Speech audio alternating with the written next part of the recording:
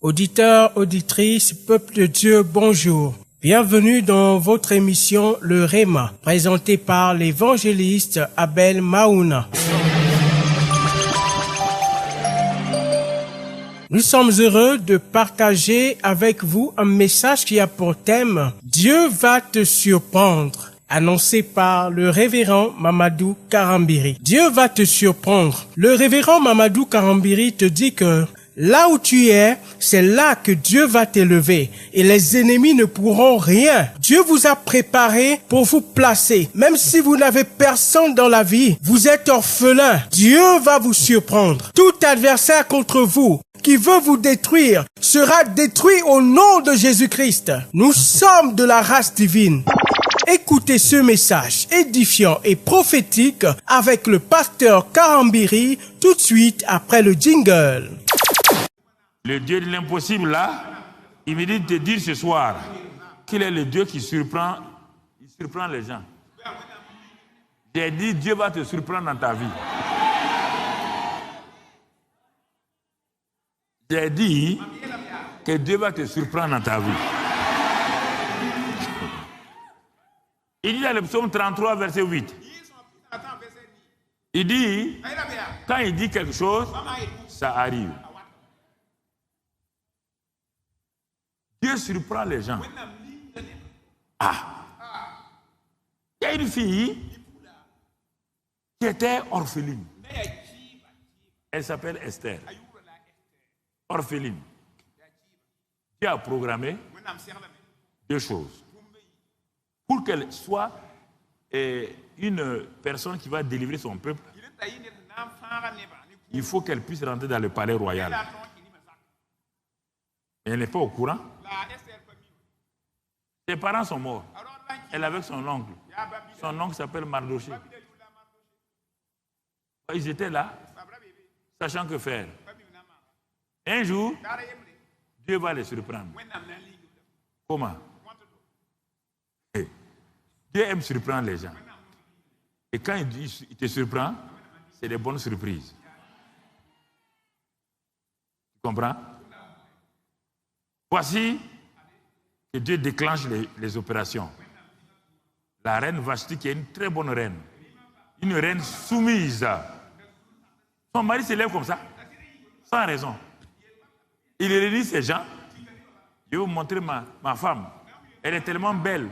Elle est ici ou c'est là. Sans raison, sans raison. Il dit, bon, allez-y, l'appelez de venir.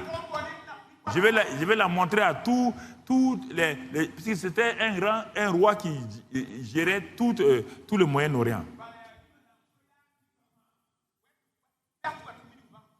La reine dit qu'elle ne vient pas. Dieu travaille dans les coulisses.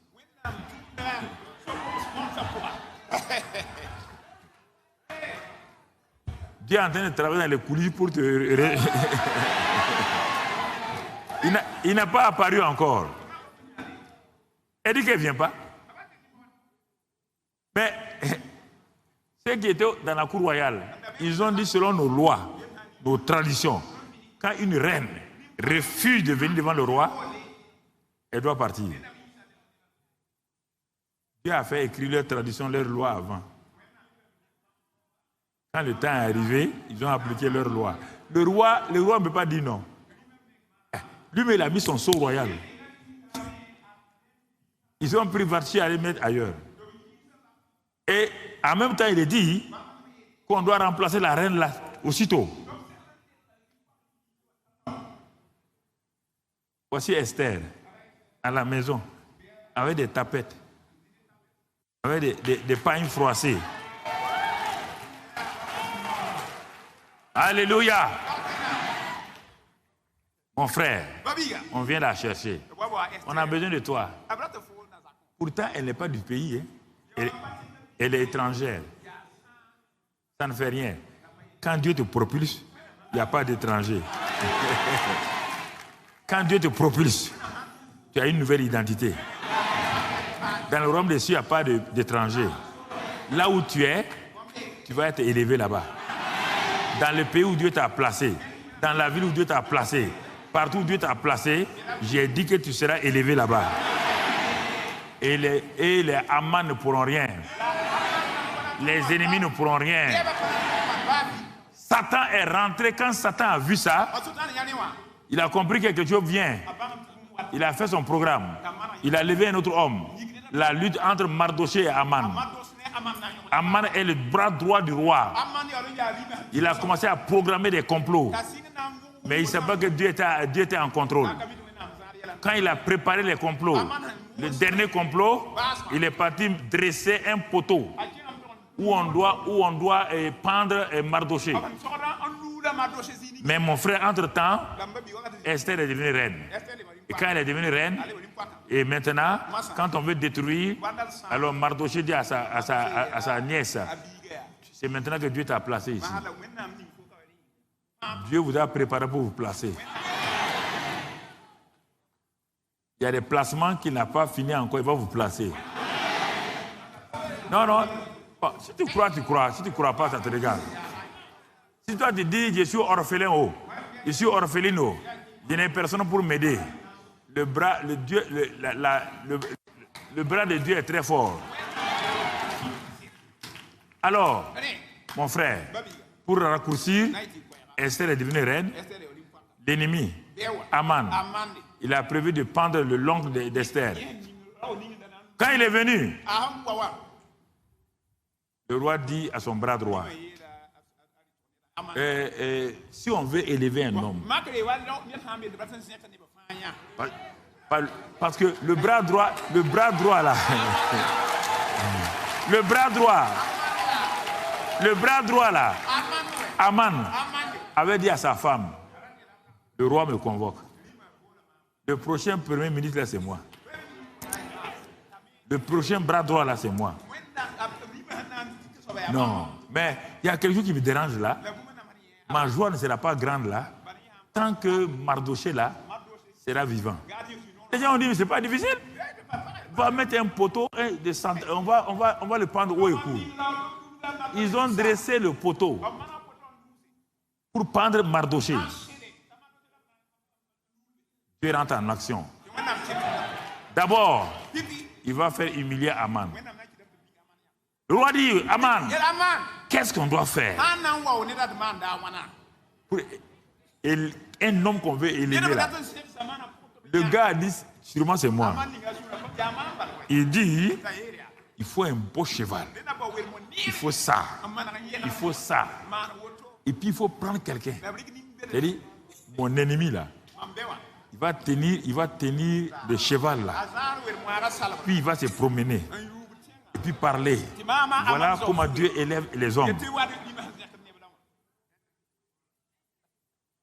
Quand il a dit ça, le roi dit, Haman, va. Ce que tu as dit là, comme tu es mon bras droit là, va. Tu prends Mardoché.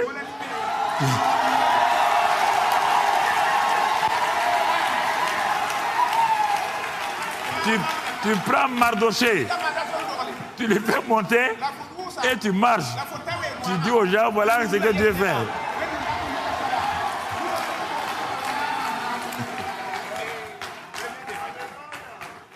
Quand c'est fini, Haman va à la maison. Il dit à sa femme, on m'a humilié. Hein? Et sa femme dit, oh, ton fameux Mardoché là-haut, il est de quelle race? Haman dit, hein? Il est de la tribu de Juda. Sa femme dit, s'il est de la tribu de Juda, mon mari, c'est fini pour toi.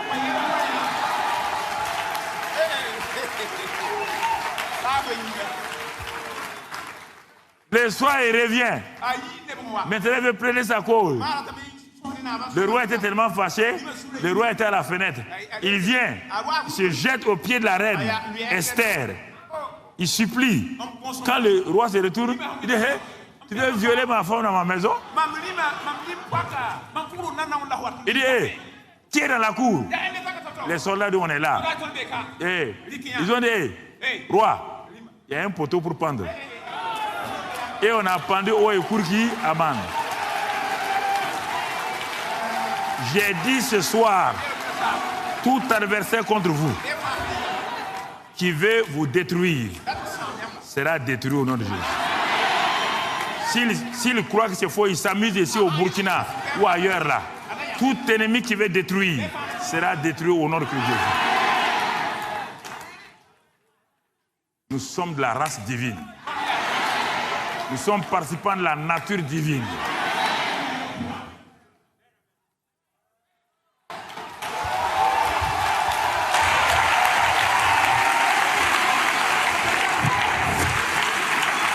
Dieu a surpris Esther. Dieu a surpris beaucoup de gens. Certains ont bien terminé, d'autres n'ont pas bien terminé.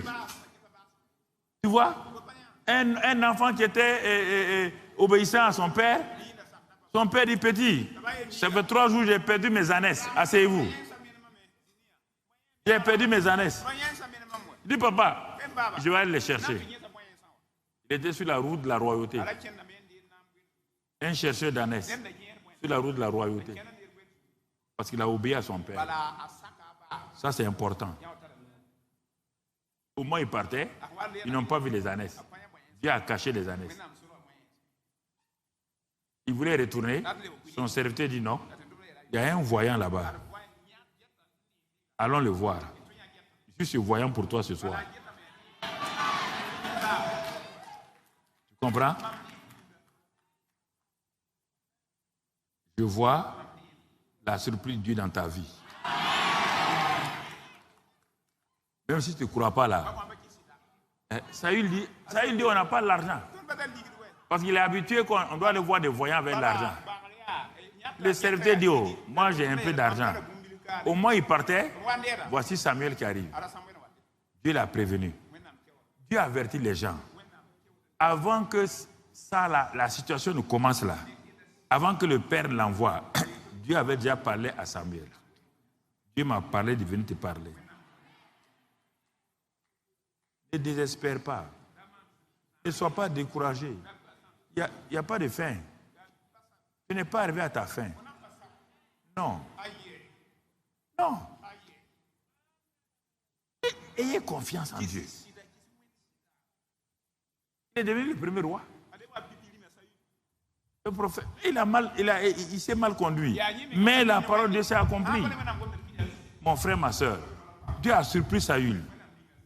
Dieu a surpris un autre homme. Lui, il s'appelle Obed-Edom. Il était un citoyen normal dans son pays. Un citoyen normal. Et le roi David, le grand roi, même David là, a voulu transporter l'arche. L'arche de la présence de Dieu. Or, là où il y a la présence de Dieu là, il y a la bénédiction. Mais malheureusement, quand il transportait l'arche, il a voulu moderniser le transport.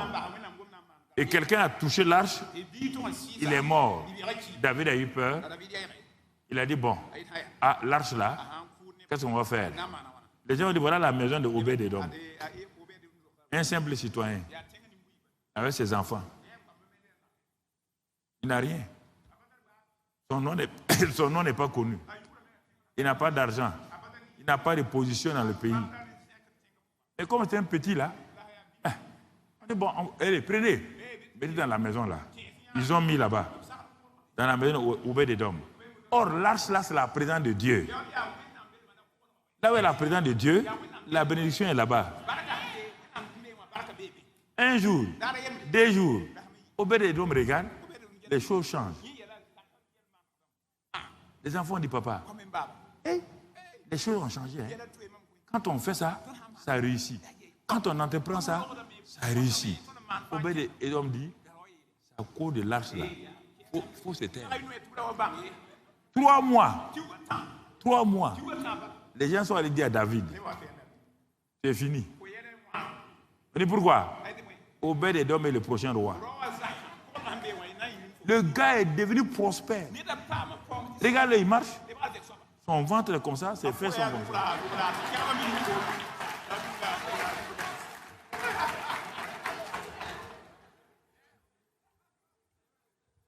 Il mange plus sauce au soubala.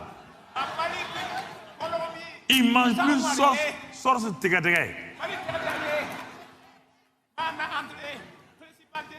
C'est Yassa. Mafé.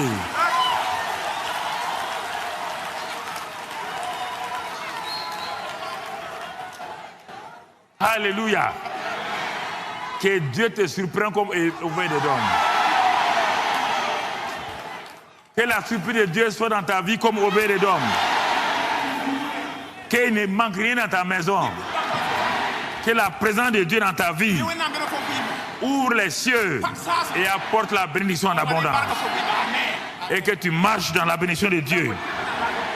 Que l'huile de Dieu abonde sur tes pas. Que l'huile de la faveur divine soit sur toi. Que ce que tu vas entreprendre avec tes mains soit prospère. Que tes enfants soient bénis. Que ce que Dieu a voulu, Satan a voulu voler sur tes enfants est réprimé. Dieu va élever chacun de tes enfants, les filles et les garçons. Tu seras heureux. Tu les verras réussir. Ainsi dit l'Éternel. Arrête de pleurer. La destinée de tes enfants dans ta main.